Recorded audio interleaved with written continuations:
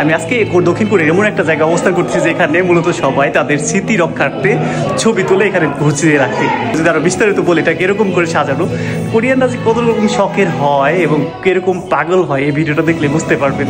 চলেন দেখাই একটু ব্যাক ক্যামেরা দিয়ে, লেটস গো। রাস্তার পাশে এরকম ঘর দেখে আমি তো অবাক হয়েছিলাম, এটা আবার কেমন ঘর।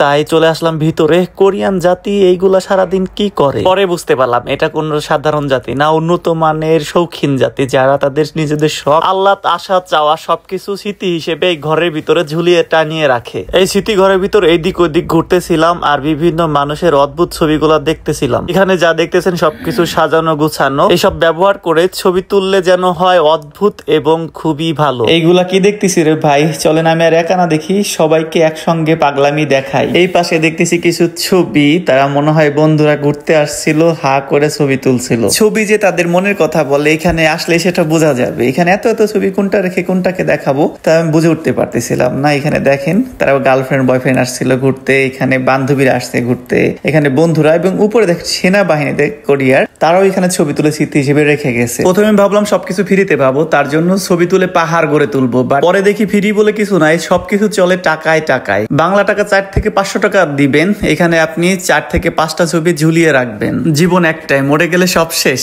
টাকা পয়সা দিয়ে কি হবে, শখ আহ্লাদ সবসময়ই পূরণ করতে হবে। যত ভিতরে যাচ্ছিলাম আর একটা একটা করে ছবি দেখতেছিলাম ততই বেশি চমকে যাচ্ছিলাম। স্মৃতিঘরে স্মৃতির কোনো শেষ নাই, ভাবছিলাম তাই বাংলাদেশে গিয়ে করব আমি এটাই, একটা ছবি তোলার স্মৃতিঘর দিব, আর আপনারা আপনাদের পাগলামি করবেন সেটা আমি দেখবো। দেখেন আমার মতো কত মানুষ চলে আসছে এখানে, তারা এখন ছবি তুলবে এবং স্মৃতি হিসেবে টানিয়ে রাখবে। এই ঘরের ভিতরে সে এদিকে ওদিক ওইদিকে চাই, কোনো বস অথবা ছবি তুলে দেওয়ার মানুষ নাই। এই হচ্ছে সেই মেশিন যার মাধ্যমে একলাই ছবি তুলতে হয়। ভিতরে আছে শুধু সিসি ক্যামেরা। কোরিয়ার এই সিস্টেমটাই সব থেকে সেরা, নিজে নিজে একাই সবকিছু করবেন এবং টাকা দিয়ে সর্বশেষ চলে যাবেন। বাহ বাহ, কত মানুষ চলে আসছে। এই ছেলেটা কেমনে করে সাজছে, আরো সবাই এইখানে তাদের পছন্দ মতো বিভিন্ন ডিজাইন পড়ছে। আসলে সত্যি কথা এটাই, সময় চলে যাবে, মানুষ মরে যাবে, বাট তাদের স্মৃতি হিসেবে স্মৃতি ঘরটা স্মৃতি রেখে দিবে। আমার এই ভিডিও যদি লাগে ভালো, আপনাদের বন্ধুদের কাছে বলবেন কোরিয়ার ঘাঙ্গন্দতে এসে এখানে ছবি তুলবেন। যাই হোক, এখানে আমি অনেক